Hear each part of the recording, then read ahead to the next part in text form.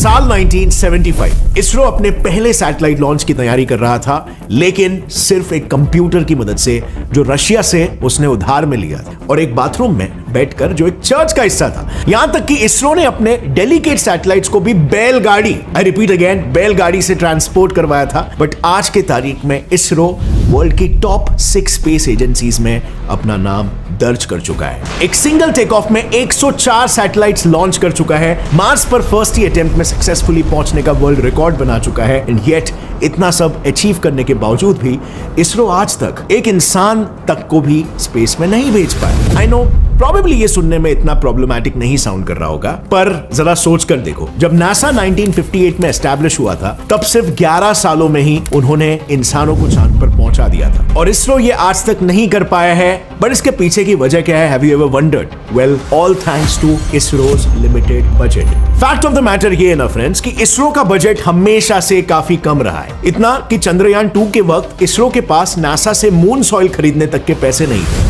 सो इसरो के जियोलॉजिस्ट ने एक जुगाड़ लगाया और एनॉर्थोसाइट नाम के एक पत्थर को तमिलनाडु से मंगवाया। अब इस पत्थर के टुकड़े मून सॉइल से एग्जैक्टली सिमिलर तो नहीं थे, पर उससे काफी हद तक मिलते जुलते थे और इसीलिए उन्होंने इस पत्थर से आर्टिफिशियल चांद की सरफेस बनाई और इस सस्ते जुगाड़ पर अपने मून रोवर को टेस्ट किया और पता लगाया कि ब्रेकिंग सिस्टम में इंप्रूवमेंट के साथ साथ मून रोवर को 4 के बजाय 6 पहिए लगाने चाहिए। और सिमिलरली अगर हम मंगलयान मिशन की बात करें तो इसरो को वो मिशन भी सिर्फ $74 मिलियन में ही करना पड़ा था, जबकि नासा को अपने सिमिलर मिशन मेवन के लिए करीब $671 मिलियन के फंड मिले थे। यू सी, अगर इतना बजट इसरो को मिला होता तो इसरो अपने मंगलयान मिशन में सिर्फ सैटेलाइट क्या, इंसानों को ही मार्स पर भेज चुका होता, क्योंकि इस मिशन में इसरो की टीम का एक्सेप्शनल टैलेंट साफ दिखाई देता है जब उन्होंने बजट कंस्ट्रेंट्स के चलते मार्स तक पहुंचने का सीधा रास्ता चुनने के बजाय उससे 8 से 9 गुना सस्ता yet extremely complicated apogee raising orbital manoeuvre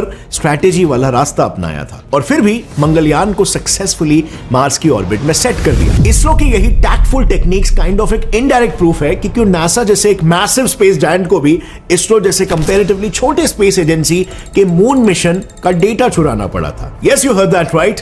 NASA ने चंद्रयान 1 मिशन के वक्त क्या किया था? ये देखो, चंद्रयान 1 में लगा हुआ ये पार्ट नासा का मून मिनरोलॉजी मैपर M3 था और ये वाला पार्ट था इसरो का इंपैक्ट प्रोब। दोनों का काम बेसिकली मून के सरफेस को स्कैन करके पानी डिटेक्ट करना था, पर इंपैक्ट प्रोब के पास एक एडवांटेज था, वो मून पर जाकर ये काम करने वाला था, जबकि M3 सिर्फ मून के अराउंड रिवॉल्व होते चंद्रयान से अटैच रहकर ये काम करने वाला था। अब ऐसे में जैसे ही इंपैक्टर चांद की सतह पर लैंड हुआ, वहां उसे पानी के ट्रेसेस मिले। इन ट्रेसेस के मिलते ही इंपैक्टर ने इस डेटा को तुरंत चंद्रयान को भेजा और चंद्रयान ने इसरो के बेस स्टेशन को। लेकिन इस डेटा के साथ इसने इसरो को एक एरर सिग्नल भी भेजा, जिसमें इसके एक सेंसर खराब होने की इंफॉर्मेशन थी, सो दैट वो कंफर्म कर सके कि सच में मून पर पानी है भी कि नहीं, और इसीलिए उन्होंने ये बात किसी को नहीं बताई। बट इसका पूरा फायदा नासा ने उठाया। नासा ने M3 का यूज करके चंद्रयान को भेजे गए पूरे डेटा को अपने सर्वर पर डाउनलोड कर लिया और अपनी बड़ी टीम की मदद से इसरो से पहले ही इंटरप्रेट करवाकर चांद पर पानी उन्हें मिला है ऐसा पब्लिश करवा दिया न्यूज मीडिया में। अब यह पहली बार नहीं था जब नासा और यूएस इसरो को कंट्रोल करने की कोशिश कर रहे थे। आप मानोगे नहीं, रशिया और इंडिया के क्रायोजेनिक इंजन्स की डील को कैंसिल कराने के पीछे और इसरो के साइंटिस्ट नंबी नारायण को एंटी नेशनलिस्ट घोषित करवाने के पीछे भी कहा जाता है यूएस का ही हाथ था, क्योंकि 70s से ही यूएस इसरो के मिशंस की जासूसी कर रहा था और 19s में उसने देखा कि इसरो को हेवी सैटेलाइट्स लॉन्च करने के लिए अर्जेंटली हेवी लिफ्ट रॉकेट्स चाहिए थे। अगर इसरो अपने पुराने सॉलिड फ्यूल रॉकेट्स की मदद लेता तो फ्यूल टैंक्स का साइज इंक्रीज करना पड़ता और नए चेंजेस के साथ साथ काफी सारे टेस्ट करने पड़ते। अल्टीमेटली काफी ज्यादा पैसों का इन्वेस्टमेंट था। इसका सिर्फ एक ही सोल्यूशन था, पावरफुल क्रायोजेनिक इंजन्स, जिसे इसरो को स्क्रैच से बनाने में तो ज्यादा पैसे लगते। सो इसरो ने सोचा कि काम करते हैं, क्यों ना ये इंजन्स अपने एलाय रशिया से डायरेक्टली खरीद लेते हैं, और इसीलिए इसरो ने रशिया से KVD-1 इंजन्स की डील साइन कर ली। बट देन यूएस ने रशिया पर आरोप लगाया कि वो missile technology control regime MTCR treaty को तोड़ रहा है, क्योंकि इसके तहत रशिया किसी non western country including India को अपने इंजन्स नहीं बेच सकता था। इस कारण रशिया को डील मजबूरन कैंसिल करनी पड़ी। लेकिन यूएस को इसरो का पोटेंशियल अच्छे से पता था। वो ये जानते थे कि रशिया से इंजन नहीं मिला तब भी इसरो कोई ना कोई रास्ता निकाल देगा और खुद का एक इंजन बना ही लेगा। सो इसरो 90s में ही अपना क्रायोजेनिक इंजन क्यों नहीं बना पाया? तो देखो, ये ग्राफ क्लियरली बताता है कि अर्ली 90s के हमारे इकोनॉमिक डाउनफॉल के बावजूद अर्ली 2000s तक इसरो का बजट अच्छा खासा इंप्रूव हो चुका था। लेकिन क्योंकि इसरो का शुरुआती बजट बहुत ही ज्यादा कम था और यूएसए भी मिसाइल टेक्नोलॉजी शेयरिंग का इल्जाम लगाकर यूएसएसआर और इसरो को तोड़ना चाहता था, इसीलिए इंडिया को अपने कई सारे एम्बिशियस मिशंस बैकफुट पर डालने पड़े। सो अब सोचो, अगर इसरो को नासा का बजट मिल जाता तो ये इंडिया के लिए एक बहुत बड़ा एडवांटेज हो सकता था। वैसे ही पर्सनल वेल्थ भी बनाने के लिए सही रिसोर्सेज को चूज करना जरूरी है, जिसका सही मौका अब हो सकता है जब मार्केट करेक्शन चल रहा है। सो क्रिप्टो में भी अभी मार्केट करेक्शन आया जिसका कई इन्वेस्टर्स सही फायदा उठा रहे हैं। सो अगर आप अभी एंट्री लेने की सोच रहे हो देन CoinSwitch यूज कर सकते हो, which is one of India's biggest crypto platform. यहां पर आपको मिलती है लोएस्ट फीस, 350 प्लस कॉन्ट्रैक्ट्स और अप टू 25x का लेवरेज। मतलब अगर आपके पास 1000 रुपीज से ट्रेड करने के लिए, so you can trade with 25,000 plus. अगर आप फ्यूचर्स ट्रेडिंग में नए हो तो पहले 15 दिन के लिए मिलता है यहां पर 100% फी रिबेट, मतलब आप अपने फीस को सेव करोगे simply. CoinSwitch financial intelligence unit of India से रिकॉग्नाइज्ड है और 2 करोड़ से भी ज्यादा यूजर्स इस प्लेटफॉर्म को ट्रस्ट करते हैं। और सबसे अमेजिंग बात, CoinSwitch अब दे रहा है 1% कैशबैक और पहले 3 दिन के लिए 0 ट्रेडिंग फीस। प्लस CoinSwitch पर प्रूफ ऑफ रिजर्व्स भी मेंटेन किया जाता है जो दिखाता है उनकी स्ट्रॉन्ग फाइनेंशियल हेल्थ को। और CoinSwitch ने हाल ही में CoinSwitch केयर्स लॉन्च किया है जहां पर 600 करोड़ का रिकवरी फंड लॉन्च हुआ है जो WazirX के अफेक्टेड यूजर्स को मदद करेगा to withdraw their affected funds. ये दिखाता है उनकी स्ट्रॉन्ग फाइनेंशियल हेल्थ को। सो लिंक डिस्क्रिप्शन में है और पिंड कमेंट में है। Consider checking out CoinSwitch। End of course, whenever investing in crypto, ध्यान देना crypto products and NFTs are unregulated and can be highly risky with no regulatory recourse for any losses from such transactions. The cryptos mentioned in the video are for illustrative purposes only and should not be considered as recommendations. और अब लौट आते हैं main video पर। दरअसल इसरो ने अपना Gaganyaan manned mission, Mars lander mission, Venus orbiter mission और यहां तक कि अपना खुद का इंटरनेशनल स्पेस स्टेशन तक एटलीस्ट 2 से 3 डेकेड्स पहले प्लान कर लिया था। लेकिन फिर इन मिशंस के लिए जिस एक्स्ट्रा पावरफुल क्रायोजेनिक इंजन्स की जरूरत थी, यूएसए ने सीधा उस इंजन की R&D से जुड़े project leader doctor Nambi Narayan को ही एक एंटी नेशनल स्कैंडल में फंसा दिया और उन पर यह आरोप लगवाया कि उन्होंने पाकिस्तान को इसरो के टॉप सीक्रेट्स बेचे। अब तहकीकात के बाद यह साबित हो गया कि यह सरासर एक झूठ था, एक अफवाह थी। इनफैक्ट इन्वेस्टिगेशन में बाद में जाकर यह पता चला कि यह यूएसए की खुद की रची हुई कॉन्स्पिरेसी थी। But you see the damage was already done. उनके जो क्रूशियल ईयर्स थे, जो वो मिशन पर फोकस करके टेक्नोलॉजी डेवलप कर सकते थे, उसी दौरान उन्हें ये सारे एलिगेशंस में अटका दिया गया। बट उसके बाद काम वापस से शुरू किया गया और आज हम ये कह सकते हैं कि फाइनली इसरो के पास अपना खुद का क्रायोजेनिक इंजन है and that is what matters, कि हमने हार नहीं मानी। पर अगर ये सारे मिशंस अपने ओरिजिनल प्लान के तहत सक्सेसफुली हुए होते तो शायद आज इसरो भी नासा के काफी करीब होता। आपको क्या लगता है? मे बी नहीं? तो देखो, अगर हम इसरो को नासा से कंपेयर करें तो नासा ने अपने एस्टैब्लिश होने के सिर्फ 11 सालों में इंसानों को चांद पर पहुंचा दिया। तो इस हिसाब से 1969 में एस्टैब्लिश हुए इसरो को 1980s में ही गगनयान प्रोजेक्ट कंप्लीट करके एटलीस्ट एक इंडियन एस्ट्रोनॉट को स्पेस में पहुंचा देना चाहिए था, राइट? बट उस वक्त ये इसरो के लिए नेक्स्ट टू इम्पॉसिबल था, क्योंकि गगनयान को कंप्लीट करने के लिए आज के तारीख में इसरो को 10,000 करोड़ रुपए दिए गए और इसी प्रोजेक्ट को 1980s में कंप्लीट करने के लिए 600 करोड़ रुपए लगते थे, क्योंकि 1980s का 6 रुपए आज के 100 रुपए के बराबर है। बट यू नो व्हाट, ये 600 करोड़ रुपए हमारे उस वक्त के यूनियन बजट का 5 से 6% होता। अब नासा ने इसरो के बजट के आधे से भी कम परसेंट में जब अपना अपोलो 11 मिशन लॉन्च किया था तो उन्हें कड़े बैकलैश का सामना करना पड़ा था, क्योंकि उस वक्त के अफ्रीकन अमेरिकन का ये कहना था $20 बिलियन खर्च करके 2 आदमियों को मून पर भेजने से अच्छा हम जैसे लोगों के खाने और रहने का इंतजाम करो। और इसीलिए अब जस्ट थिंक अबाउट इट, एक डेवलप्ड कंट्री जिसकी लिटरेसी रेट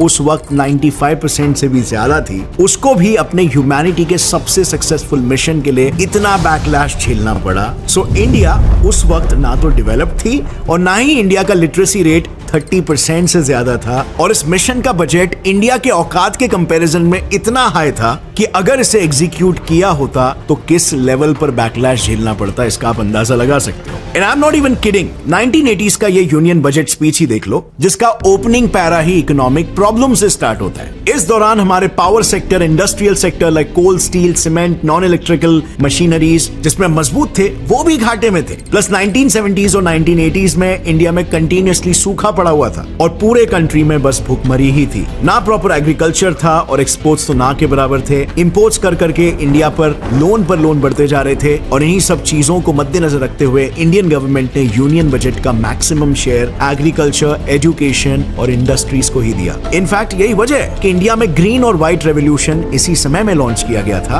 क्योंकि इन चीजों की इंडिया को ज्यादा जरूरत थी। अब जरा सोचो, गवर्नमेंट ने ये पैसों को इकोनॉमिक प्रॉब्लम्स को इग्नोर करके इसरो को दे दिया होता तो शायद इसरो आज पाकिस्तान के सुपार्को की तरह ही बर्बाद हो जाता, क्योंकि उसकी होस्ट कंट्री अपने पैरों पर खड़ी नहीं हो पाती। 1991 में इंडिया में ग्रेट इकोनॉमिक क्राइसिस स्टार्ट हुआ था, जिससे निकलने में हमें 10 से 15 साल लग गए थे। और इसीलिए मेन प्रॉब्लम्स को इग्नोर करके इसरो के बजट्स को कंप्लीटली पास किया जाता तो शायद हम कभी इस क्राइसिस से निकल ही नहीं पाते और ना ही फिर इसरो आगे भी कभी तरक्की कर पाता। इसके अलावा अगर हिस्ट्री टटोल कर देखें तो नासा और इसरो का ड्राइविंग फोर्स शुरुआत से ही बिल्कुल ऑपोजिट रहा है और इसीलिए इसरो को अगर बजट मिल भी गया होता तब भी वो शायद उतना ग्रो नहीं करता जितना नासा ने किया। नासा का मोटिवेशन था यूएसए को ऑल राउंड सुपर पावर बनाना, जो वर्ल्ड वॉर 2 के बाद बहुत तेजी से बूस्ट हुआ। दरअसल वर्ल्ड वॉर 2 तक यूएसएसआर और यूएस साथ में ही थे, लेकिन उसके बाद दोनों में पॉलिटिकल आइडियोलॉजी को लेकर विवाद चालू हो गए। यूएसएसआर कम्युनिज्म को यूरोपियन कंट्रीज में फैलाना चाहता था और इससे यूएसए को लगा दुनिया से उसकी डेमोक्रेटिक और कैपिटलिस्टिक आइडियोलॉजी की पकड़ छूट रही है। सो दोनों अपनी पॉलिटिकल आइडियोलॉजीज डेवलपमेंट के लिए कितने सूटेबल है इसे प्रूफ करने में लग गए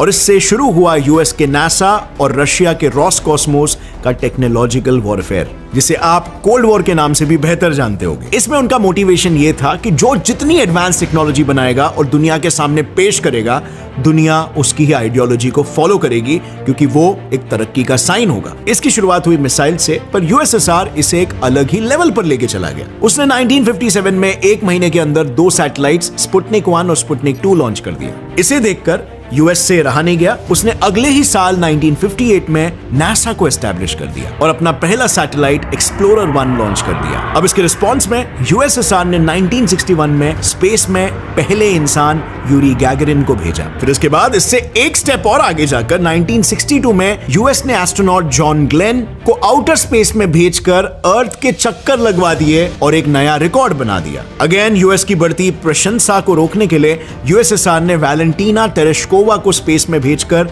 फर्स्ट वुमेन इन स्पेस का रिकॉर्ड दर्ज करवा लिया। सो यहाँ पर आप देख सकते हो कंटिन्यूअस मसल फ्लेक्सिंग चालू है। पर अगर देखा जाए तो उसके बाद 1967 तक यूएस ने इस रेस में कुछ खास अचीव नहीं किया, बट 1969 में अपोलो 11 के तहत नील आर्मस्ट्रॉन्ग और बज एल्ड्रिन को चांद पर भेजने वाला यूएस पहला वो देश बना। इस पूरी रेस में आखिर में नासा की जीत हुई और रैपिड ग्रोथ का मेन रीजन था अंधाधुंध कंपटीशन, जबकि इसरो को ये कॉम्पिटिटिव लेवरेज हिस्टोरिकली कभी नहीं मिला। सो ऐसे में सिर्फ कह देना कि इसरो नासा से बहुत आगे होता अगर उसे बजट मिला होता, ये भी 100% सर्टेनिटी से नहीं कहा जा सकता, क्योंकि जैसे आप वो कहावत जानते होंगे, necessity is the mother of invention. और उस वक्त यूएस और यूएसएसआर को दुनिया को प्रूव करने की भयंकर नेसेसिटी थी। इनफैक्ट फ्रेंड्स, अगर इसरो के फाउंडर विक्रम साराभाई की आइडियोलॉजी को देखें तो उनके हिसाब से इसरो का पर्पस सिर्फ ह्यूमैनिटी और इंडियन इकोनॉमी की रियल प्रॉब्लम्स को सॉल्व करना है। मतलब अगर इसरो को प्रॉपर बजट मिला होता तो मिशंस पर फिजूल पैसे खर्च करने के बजाय